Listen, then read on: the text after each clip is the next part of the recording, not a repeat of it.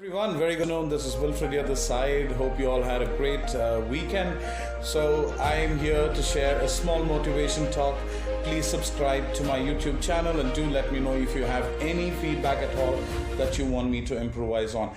Great, now let's get into the story. Now, this story is about a teacher and a student, and this scene is happening at a school. Now, this teacher seems to be a maths teacher to this child, and this teacher is trying to explain how adding of numbers work, how to add numbers and all of it. So she tries to make it tries to make it creative. She goes to a child and says, I'm going to give you one apple, I'm going to give you another apple, and I'm going to give you another apple. So how many apples would you have? The child says 4. The teacher was not very happy with the answer she gets, so she immediately asks the child again. Now listen carefully. I'm going to give you one apple, I'm going to give you another apple, I'm going to give you another apple. So how many apples do you have? The child thinks about the answer, looks at the teacher. He understands the teacher is a little furious about the previous answer, but he still says 4. Now the teacher says, okay, let me try a different trick. Maybe the child does not like apples, so that is why he's not counting it right. So he says, what is your favorite fruit? And the child says, my favorite fruit is a strawberry.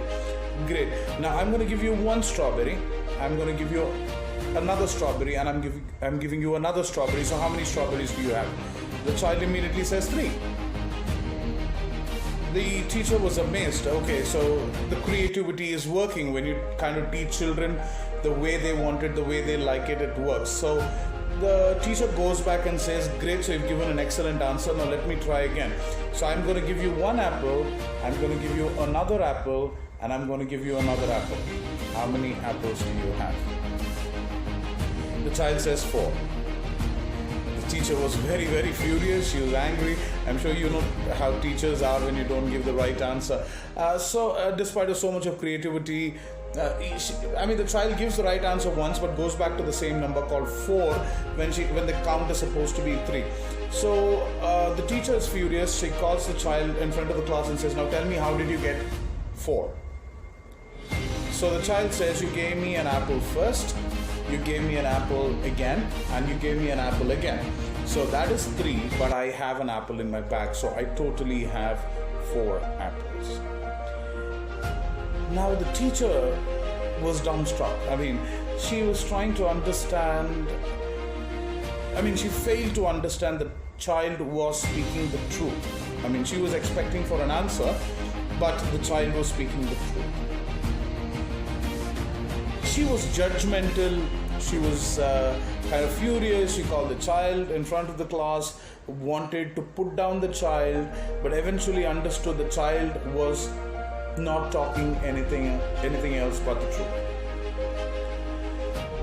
Now people, how many times have we been judgmental with so many cases like this? We've been judgmental most of the time. Somebody gives us an answer that we don't like, we feel that the person is bad. He's not respecting me, he's disrespecting me. But have we ever been into their shoe and understand why they're making that statement or why they're giving us that kind of a response?